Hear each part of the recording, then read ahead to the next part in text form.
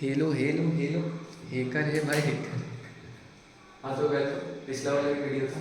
हाँ, पिछला दिन डाले थे। तब उसमें बताए थे चार्ज का 5 प्रॉपर्टी, 5.5 प्रॉपर्टी। उसके बाद फिर बता दिए थे वो मेरा वजन है 59 किलोग्राम, ऐसे करके। तो अब आगे का प्रॉपर्टी सीखते हैं। तो बोले थे 9, तो एक घटा दिए 8 कर दिए। पता नहीं क्यों थी। वैसे 9 का 9 बता सकते हैं, ऐसे तो हमको 10-12 था, लेकिन 8 सीखे। अगला प्रॉपर्टी सीखते हैं ट्रांसफरेबल। चार्ज को एक जगह से दूसरा जगह रिकॉर्ड करेगा होना चाहिए, चेक कर लेते हैं। यो यो यो ट्रांसफरेबल का मतलब क्या होता है ना, चार्ज को एक जगह से उठा के दूसरा जगह ट्रांसफर किया जा सकता है। तो ये भी तो प्रॉपर्टी है। अब कभी भी कोई पूछे 8 में से 2-4 उठा के सिर पे मार देना, मुंह पे फेंक देना, ये लीजिए, ऐसे करके। तो charge are transferable. Charge can be transfer from one body to other via various mean. करिए तो वोल्डेमॉर्ट। अब जैसे देखो, चार्ज को ट्रांसफर करने का अलग अलग तरीका होता है। कैसे करोगे? एक होता है कंडक्शन, एक होता है इंडक्शन, और एक होता है बाय फ्रिक्शन। ठीक है, तो सीखते हैं। तो जब कंडक्शन का मतलब होता है कंडक्ट करना, यानी कि डायरेक्ट कांटेक्ट। ठीक है, डायरेक्ट कांटेक्ट में आप इसे चार्ज करते हैं। मान लो एक -4 कूलम का बैटरी था, एकदम नेगेटिविटी से भरा हुआ था। तुम ठहरे न्यूट्रल। ठीक है, तुमको कुछ नहीं था, ये नेगेटिविटी से भरा हुआ था।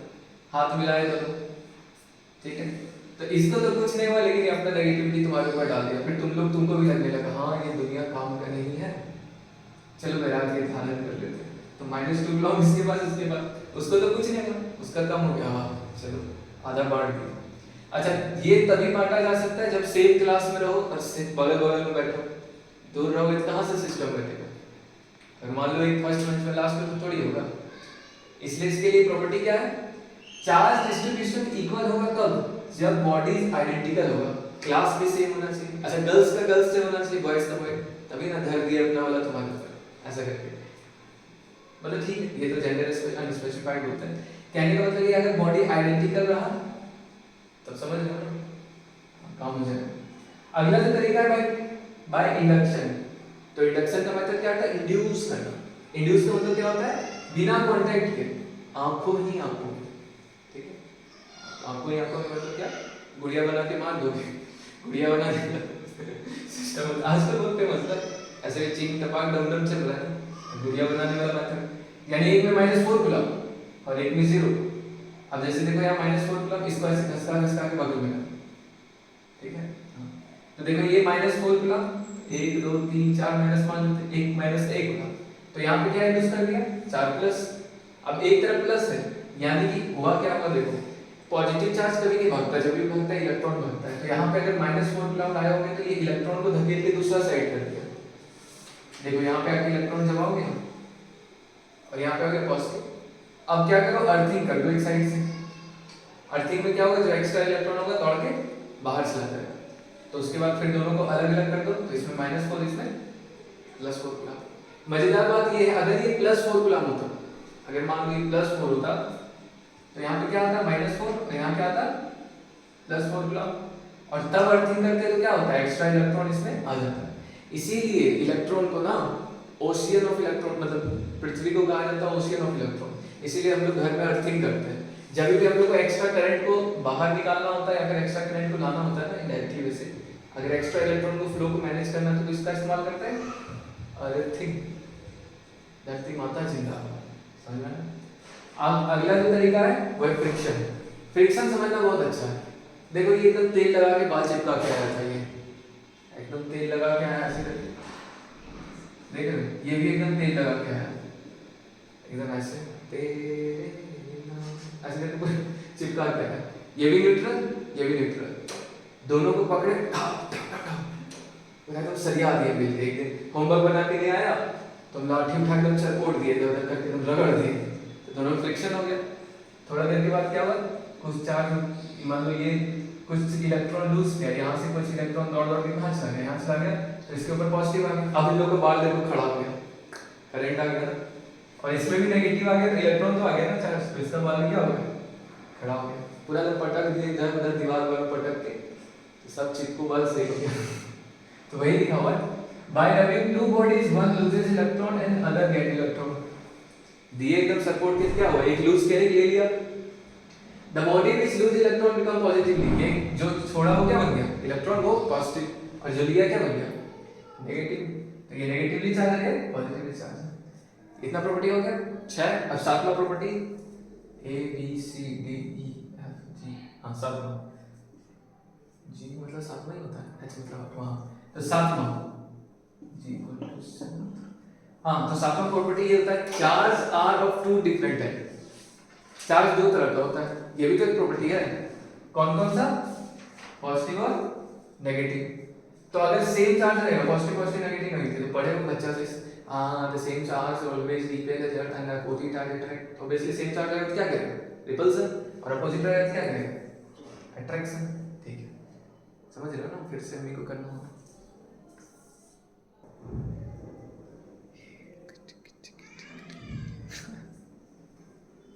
हेलो हेलो हेलो बन सके अभी है। हाँ तो क्या है देखो, तो आखिरी प्रॉपर्टी जो हम बता रहे हैं ना चार्ज का, वो लक्षण विलक्षण, तो वो क्या लक्षण विलक्षण है क्वांटाइजेबल, यानी कि जो चार्ज होता है वो क्वांटाइजेबल होता है। क्वांटाइजेबल का मतलब समझते हैं, क्वांटाइजेशन का मतलब होता है कोई भी चीज जब फिक्स अमाउंट में होता है ना तो उसको क्वांटाइजेबल कह देते हैं। तो सुनो, क्वांटाइजेशन में क्या क्या नियम कहा जाता है, smallest independent charge that can exist is 1 electron, यानी एक इलेक्ट्रॉन का चार्ज जो स्मॉलेस्ट, बाबू नहीं है ध्यान से देखो, स्मॉलेस्ट इंडिपेंडेंट, देखो देख रही है आंटी को देख रही है, बाबू है रकम देखो, smallest independent charge that can exist is charge of 1 electron कितना 1.6 into 10 to the power -19। क्या कह रहा है quantization, it means if a body have charge then it must be integral multiple of electron। सबसे छोटा चार्ज तो यही है ना, किसी को देंगे तो इतना ही देंगे। अब मान लो कोई चार्ज है तो उसमें 2 इलेक्ट्रॉन दे सकते हैं, 3 दे सकते हैं, आधा काट के छोड़ देंगे, सबसे छोटा तो यही है। यानी जब अगर कोई नया चार्ज डेवलप होगा किसी भी ऑब्जेक्ट पे तो इसका इंटीग्रल मल्टीपल पे होगा, यानी क्या e2 e3 dot dot dot हो सकता है। अब यहाँ एक सवाल पूछा गया, does charge of 3.2 into 10 to the power -18 coulomb exist। तो देखते हैं, इसके लिए फॉर्मूला था Q = N, ये कुछ नहीं यूनिटरी मेथड से निकाला गया फॉर्मूला। चाहो तो तुम यूनिटरी से भी बना सकते हो, लेकिन इसको दुनिया पढ़ाता है तो हमें पढ़ा दिए, 10th क्लास में पढ़े होगे ना Q = N। हाँ तो Q क्या होता है, किसी भी बॉडी में चार्ज, ठीक है, वो पटक के लिए था ना, पटक पटक के चार्ज किए थे हमसे, और N क्या था इंटीजर, और ये क्या है चार्ज ऑफ 1 इलेक्ट्रॉन। तो यहाँ पे चार्ज का वैल्यू कितना दिया गया 3.2 into 10 to the power -18 coulomb. n निकालना, अगर n इंटीजर आ गया तो सही बात है, तो चार्ज को ट्रांसफर कर सकते हैं, अगर 10 आ गया 20 आ गया 50 आ गया, अगर मान लो कि 10/4 यानी 5/2 यानी 2.5, तो क्या 2.5 ट्रांसफर कर सकते हैं, नहीं ना, इसलिए इंटीजर आना चाहिए, इसलिए n का वैल्यू चेक करेंगे अगर इंटीजर है तो 1.6 into 10 to the power -19 coulomb. अब जब इसको काटोगे तो n का वैल्यू कितना दिखेगा 20, यानी हाँ किया जा सकता है, इट इज, ठीक है। अब देखो हो गया खत्म, चैप्टर नहीं प्रॉपर्टीज ऑफ चार्ज, तुरंत एकदम चैप्टर ही खत्म करना चाहते हो तुम, रील्स थोड़ी है पढ़ाई है, रील्स थोड़ी की पट पट पट पट उड़ा दी। आगे देखो इंटरेक्शन ऑफ टू चार्जेस, मैं शॉर्ट्स एक बार में सरकोट देते हो पूरा भर गया, हिस्ट्री क्लियर करने बैठा तो आधा घंटा लग जाए। अब देखो इंटरेक्शन ऑफ टू चार्जेस पढ़ते हैं, ठीक है। अगर एक चार्ज किसी फाइनाइट डिस्टेंस पे, अब जैसे ये नहीं कि इनफाइनाइट डिस्टेंस, एक दिन फोन मतलब पूरे मेरा, एक दिन मेरे दोस्त को करंट लगा, ठीक है, वो हमको फोन करके पूछता है तुमको भी करंट लगा, मतलब पगला हो गया, वहां से चार्ज कहां से ट्रांसफर हो, इनफाइनाइट दूरी हो जाएगा चार्ज के, उसको करंट लगा हमको करंट नहीं लगेगा, दिमाग उसका सेंटर पे नहीं, इसलिए कहा गया क्या एक फाइनाइट डिस्टेंस पे होना चाहिए। अगर एक चार्ज है दूसरा चार्ज अगर हम उसके बगल में होते तो हमको चार्ज हो सकता है करंट लगता, यही कहा गया। जैसे मान लो ये Q1 प्लस है Q2, मान लो दोनों का नेचर प्लस है, ठीक है, Q1 Q2 दो चार्ज, तो अभी बताए थे like charge ripple each other, ठीक है, सो जाना चाहिए, बोरिंग लग रहा है ऐसा। अब ये Q1 चार्ज Q2 को क्या करेगा, उधर धक्का देगा, उसी तरह Q2 चार्ज Q1 को क्या करेगा, इधर धक्का देगा। तो इसको कैसे लिखा जाता है, force on second due to 1, इसको लिखा जाता है force on 1 due to second, और ऊपर वेक्टर लगाता है। अब देखो इधर गया तो इधर वेक्टर लगा दिया, इधर गया तो इधर पगला के नहीं लगा देना, उस तरह नहीं होता है, ऐसे मन किया लगा दिया, जब भी वेक्टर का साइन क्लास 11 उड़ा क्या है क्लास 11 का दर्द। ऐसे है तो ऐसे रखो, इन्हें कि ऐसे तो ऐसे मत कर देना, वैसे ही होता है साइन रखो। तो क्या लिखा हुआ, if two charges are placed at some finite distance d then they experience a force due to each other presence which was studied by Baba coulomb chart भंडार। हाँ तो यहीं पे चार्ट भंडार है, चार्ट का फिगर लगाता है, दो जगह लगाता है, ठीक है, एक वहां पे लगाते हैं बड़ा चौक में, उधर बाबा चार्ट उधर दूसरा है उधर साइड लगाते हैं पेट्रोल पंप पर, तो एक बाबा चार्ट वहां पे बाबा गुलाम चार्ट और एक इधर लगाते हैं, इधर इसका घर पर, तो यही गुलाम है तो बाबा गुलाम चार्ट बना। तो ये जो चार्ट बनाए थे फोर्स का, इसमें क्या क्या इंग्रेडिएंट डाले, सामग्री क्या क्या डाले, तो हमको लगता है ना इधर से गुलाम्स और इधर से ग्रेविटेशन दोनों एक दूसरे को, चलो एक दूसरे को कॉपी कर लेते हैं, दोनों एकदम सेम टू सेम। देखो स्क्वायर लो भी सेम होता है, इनवर्स स्क्वायर लो, वहां पे जी की जगह क्या आ जाता है के, और यहाँ पे चार्ज की जगह मास, एकदम सेम टू सेम एक दूसरे को कॉपी किया गया बस। Force always act along line joining centre to centre of two charge. मान लो इसका ये सेंटर, इसका ये सेंटर, तो ऐसा नहीं कि फोर्स ऐसे लग रहा है, ऐसे वैसे नहीं लगता, हमेशा जब सेंटर टू सेंटर लाइनिंग से गोली की तरह यहाँ मारने का।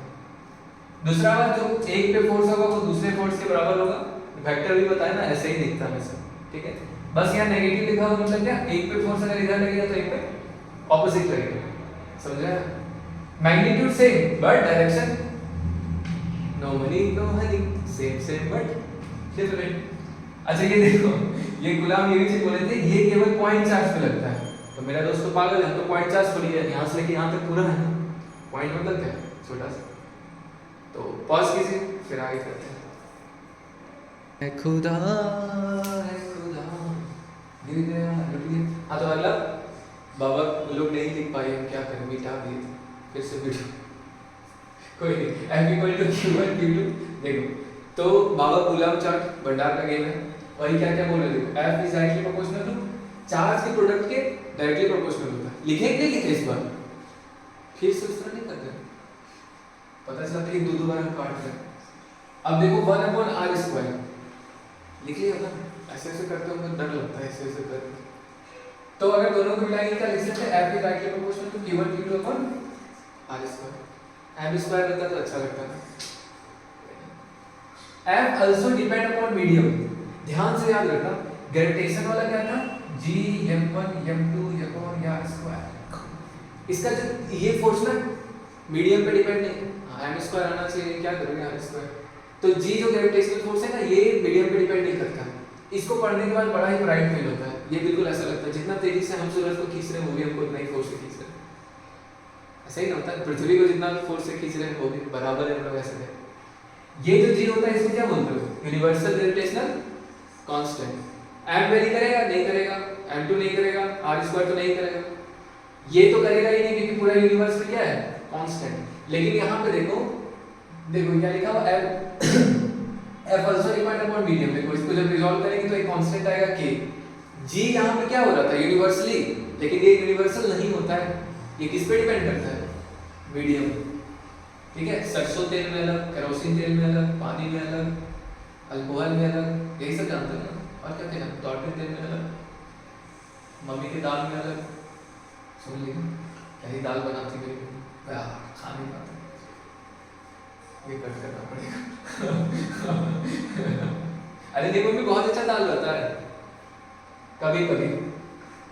हाँ के आप देखो ध्यान से देखो, के फॉर एयर स्पेस, ठीक है। अगर मीडियम रहेगा के का वैल्यू एयर या फ्री स्पेस या वैक्यूम में कितना होता है 9 × 10⁻⁹ न्यूटन मीटर स्क्वायर पर कूलम स्क्वायर। तो न्यूटन मीटर स्क्वायर पर न्यूटन रेसिस तो जानते होंगे, तो न्यूटन में ही काम करते पता है ना, साइंटिस्ट बात हो रहे पहले न्यूटन रेसिस था, तो न्यूटन मीटर स्क्वायर पर कूलम स्क्वायर। के का जो वैल्यू होता है 1/4πε। अभी हम पता है के किस पे डिपेंड करता है, मीडियम पे, दाल वाला बात अभी दिल पे नहीं। तो 1/4π/, यहाँ पे देखो 1/4π, ये तो कांस्टेंट है, तो गेम किसका है, साइलेंट का। एप्सिलॉन को बोला जाता है परमिटिविटी ऑफ मीडियम, ठीक है, परमिटिविटी ऑफ मीडियम, कितना पानी डाल दो दाल में, कितना नहीं डाल दो, ऐसा नहीं होता है। तो यही जो चीज है ना परमिटिविटी, यही मीडियम का अपना प्रॉपर्टी होता है। इसी कारण के क्या हो गया मीडियम पे डिपेंडेंट। मान लो अगर ये नहीं होता तो ये भी तो कांस्टेंट आता, इसको भी बोल देते हैं यूनिवर्सल कांस्टेंट, लेकिन एप्सिलॉन के कारण क्या हो जाता है, डिपेंडेंट हो जाता है मीडियम पे। समझ पा रहे हो? एप्सिलॉन ही सारा गेम करा था। और एप्सिलॉन किस क्या बोलते हैं, परमिटिविटी ऑफ मीडियम, ठीक है। अगर स्पेस है, खाली जगह है, वैक्यूम, तो ई किस में ट्रांसफर हो जाता है, ई नोट। इसको नोट पढ़ते हैं, कई लोग इसको नोट पढ़ता है, क्या क्या पढ़ता है नहीं पता। कभी किसी को बोल दो ना तो थोड़ा इंग्लैंड का बनने के लिए नोट पढ़ देगा, ये नोट थोड़ी होता है, ये नोट होता है। हाँ नोट होता है, तो लोग पता था, पता था, पता था ना, अभी वाला पता है, वो 1 सेकंड वाला नहीं, उससे पहले। हाँ सुनो, इसका मतलब कितना मस्त देखो, एप्सिलॉन का मतलब क्या हो गया, मीडियम का परमिटिविटी, और नोट का मतलब क्या हो गया, कोई परमिटिविटी नहीं है। तो वही तो बोले वैक्यूम में कुछ होता है क्या, नहीं, वैक्यूम में क्या होता है, खाली जगह, इसलिए इसके लिए क्या इस्तेमाल करेंगे, एप्सिलॉन नहीं है, यही ना करोगे, समझ रहे हो कि नहीं? देखो एप्सिलॉन का मतलब क्या हो गया, मीडियम का परमिटिविटी। देखो मीडियम का परमिटिविटी क्या होता है ना, मीडियम का, हर एक मीडियम का अपना एक फोर्स होता है, एक डेंसिटी होता है, एक तरीका होता है मटेरियल का, जिसके कारण वो आसपास सराउंडिंग से इंटरेक्ट करता है। तो अगर यहाँ पे लिखे एप्सिलॉन, एप्सिलॉन मतलब मीडियम का परमिटिविटी, और एक क्या लिखते हैं नोट, यानी एप्सिलॉन है ही नहीं, यही ना हुआ इसका मतलब, यानी कि फ्री स्पेस और वैक्यूम में खाली रहता है। अब एक सवाल देखो, फोर्स और आर के बीच में ग्राफ बनाना है, ड्रॉ ग्राफ बिटवीन फोर्स, किसके लिए, कूलम्ब्स लॉ। तो फार्मूला क्या होता है, F = K2122/r²। यहाँ से लिख सकते हैं F inversely proportional to r², और इसके लिए कौन सा ग्राफ बनता है, इनवर्सली प्रोपोर्शनल के चतुर्भुज, षष्ठकोण, क्या बनता है, अरे वाह, रेक्टेंगुलर हाइपरबोला, यही ना बनेगा। 19-20 का फर्क तो है, चतुर्भुज और रेक्टेंगुलर हाइपरबोला, तो ये हो गया, हो गया। अब जैसे देखो कूलम्ब्स लॉ को वेक्टर फॉर्म है, तो देखो यहाँ पे एक चार्ज फिर से q1 रखे, ये q2 रखे, ये भी पॉजिटिव, ये भी पॉजिटिव। अब मान लो पोजीशन वेक्टर क्लास लेवल, ठीक है, पोजीशन वेक्टर अगर हमको यहाँ तक पहुँचना है तो इसको लिखेंगे, अगर यहाँ से यहाँ जाना है तो r2 vector minus r1 vector, और यहाँ से यहाँ लाना है तो r1 vector minus r2 vector. जहाँ पर r1 और r2 वेक्टर ये सब क्या है, पोजीशन है, किसका, इस चार्ज का वह पोजीशन था। जैसे मान लो कहीं पे ओरिजिन होगा, सोचता हूँ कि वो कितने मासूम थे, यहाँ से r1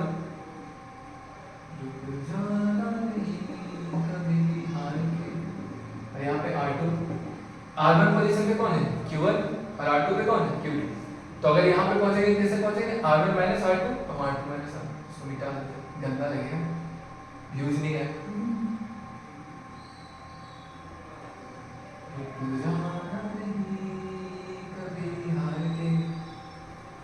दाल के बाद मेरे सब्जी बहुत सारे सब्जी अच्छा बनाती है।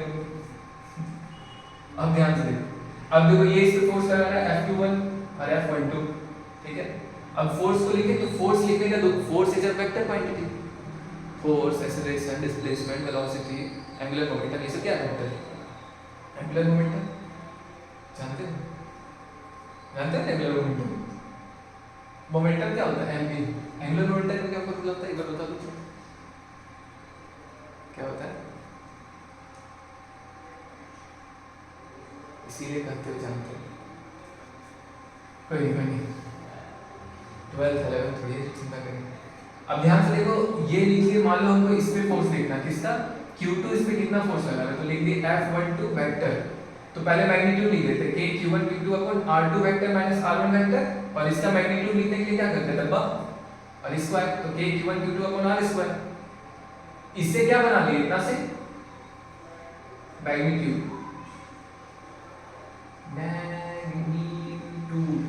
अब क्या बनाना है, डायरेक्शन, क्योंकि वेक्टर के लिए मैग्नीट्यूड भी चाहिए और डायरेक्शन भी। तो डायरेक्शन के लिए क्या इस्तेमाल किया, एन कैप।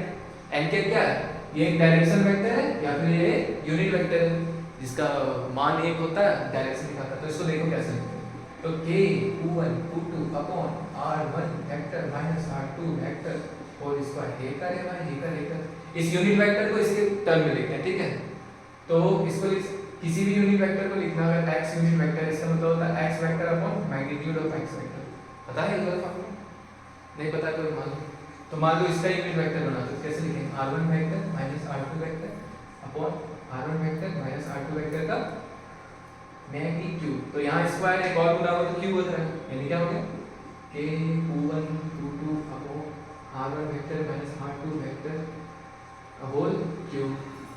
ये क्या हो गया फोर्स ऑन 1 ड्यू टू 2 का पूरा वेक्टर फॉर्म। सॉरी ये वाला भी गुना होगा into r1 vector minus r2 vector. Sorry बस अगर यहीं पे 1 और 2 कर दो बाकी सब पलट दो, यानी अगर इसके फोर्स निकालना है तो वहां बस पलट दो, यहाँ पे 1 2 है ना 1 2 1 कर दो। नोट कीजिए इसे। जन्म जन्म जन्म साथ चलना मेरे। स्टार्ट करते हैं ना। क्वेश्चन है what are similarity and differences between gravitational, अगर 5 साल के बाद नहीं किए था ध्यान रखना इसका बाद 5 साल के बाद कूलम फोर्स। तो पहले देखते हैं डिफरेंसेस फिर देखेंगे सिमिलरिटी। तो देखो इलेक्ट्रोस्टैटिक फोर्स और ग्रेविटेशनल फोर्स, ठीक है। तो देखो इलेक्ट्रोस्टैटिक फोर्स या तो अट्रैक्टिव होगा या तो रिपल्सिव होगा। ये बड़े हो इधर देखो इलेक्ट्रोस्टैटिक फोर्स या तो अट्रैक्टिव या तो रिपल्सिव, लेकिन ग्रेविटेशनल कैसा होगा 100% अट्रैक्टिव। क्या कोड डाउन लिख रही है, कोड लिख रही है। ग्रेविटेशनल फोर्स 100% अट्रैक्टिव, ये कभी भी रिपल्सिव नहीं होता है। उसके बाद सुनो जो इलेक्ट्रोस्टैटिक फोर्स है वो k यानी कि एप्सिलॉन, k यानी कि 1/4 पाई एप्सिलॉन। एप्सिलॉन के कारण क्या हो गया मीडियम पे डिपेंडेंट, लेकिन ये तो मीडियम इंडिपेंडेंट होता है ना, क्योंकि इसमें क्या होता है यूनिवर्सल ग्रेविटेशनल कांस्टेंट कैपिटल से। अब देखो सिमिलरिटी ग्रेविटेशनल और इलेक्ट्रोस्टैटिक का, both follow inverse square rule, यानी f इनवर्सली प्रोपोर्शनल किसका r स्क्वायर के, और दोनों का दोनों क्या होता है x along line joining centre to centre of two charges. समझ में आ गया सिंपल था। अब वो सवाल है वो होमवर्क है, होमवर्क को कंप्लीट कीजिए। हां ओके बाय, मस्त रहिए, हेल्दी रहिए, दूसरों को ऐसा करते हैं बाय।